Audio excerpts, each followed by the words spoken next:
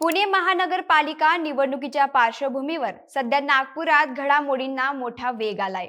गेले 4 वर्षापासून रखडलेला पुणे महापालिका निवडणुका आता डिसेंबर-जानेवारी महिन्यात होणार असल्याचे स्पष्ट झाल्यामुळे भाजपने मोर्चे बांधणी सुरू केली आहे।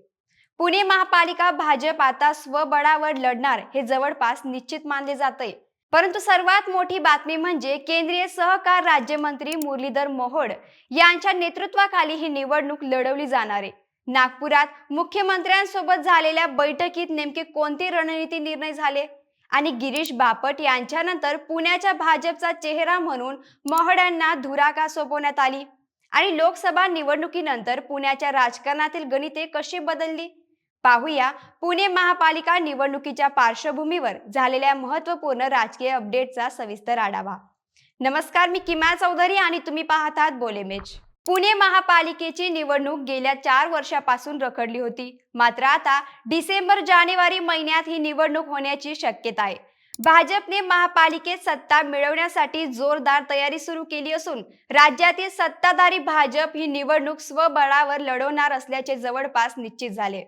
भाजपने आगामी महापालिका निवडणुकांसाठी इच्छुकांचे उमेदवारी अर्ज मागवलेत आणि कोर कमिटीच्या बैठकीनंतर ते अर्ज देण्यात आले।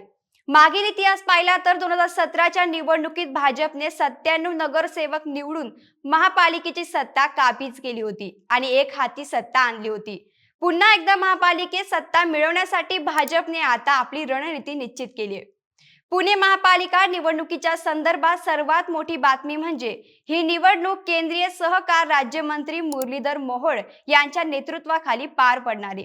गिरीश बापट यांच्यानंतर आता पुण्यातील भाजपचा चेहरा म्हणून मुरलीधर मोहोळ यांच्याकडे पुण्याच्या भाजपची धुरा सोपवण्यात आली। या संदर्भात नागपुरात एक महत्त्वपूर्ण बैठक पार पडल्याची माहिती समोर येते। या बैठकीला मुरलीधर मोहोळ उपस्थित होते। पहिल्यांदाच खासदार आणि राज्यमंत्री पद मिळाल्यानंतर मोहोळ यांचा केंद्रीय पातळीवरील नेत्यांशी संपर्क वाढलाय। त्यामुळे चंद्रकांत पाटील यांच्याकडून पुण्याच्या कारभाराची सूत्रे मोहोळ यांच्या हाती देण्यात आली असल्याची राजकीय वर्तुळात चर्चा आहे। आगामी महापालिका निवडणुका मोहोळ यांच्या नेतृत्वाखाली लढविण्यात येणार असून यावर आता औपचारिक शिक्कामोर्तब झाले।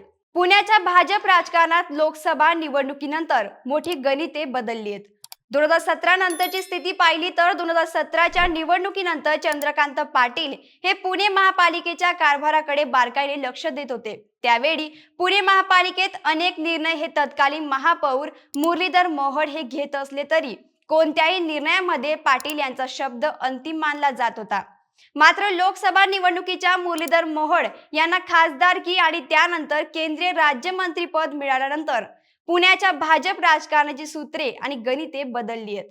मोहोळ यांना आता केंद्रीय नेतृत्वाचा आधार मिळाल्याने पुण्याच्या राजकारणात त्यांना महत्त्वाची भूमिका मिळाली आहे। महापालिका निवडणुकीच्या पार्श्वभूमीवर नागपुरात घडामोडींना वेग आला असून मुख्यमंत्री देवेंद्र फडणवीस यांच्यासोबत एक निर्णायक बैठक झाली।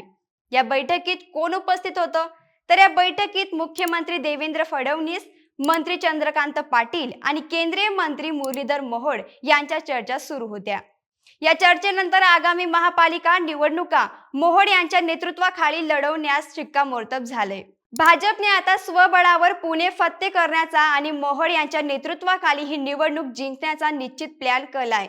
पुणे महापालिका निवडणुका केंद्रीय राज्यमंत्री मुरलीधर मोहोळ यांच्या नेतृत्वाखाली स्वबळावर लढण्याचा भाजपचा निर्णय हा केवळ स्थानिक नेत्यांनी बळ देणार आहे की आगामी लोकसभा निवडणुकीच्या निकालामुळे बदललेल्या राजकीय समीकरणाचा परिणाम? यावर तुमचं काय मत आहे खाली कमेंट करून नक्की सांगा आणि आपल्या बोलेमेच्या YouTube चॅनलला सबस्क्राइब करायला विसरू नका।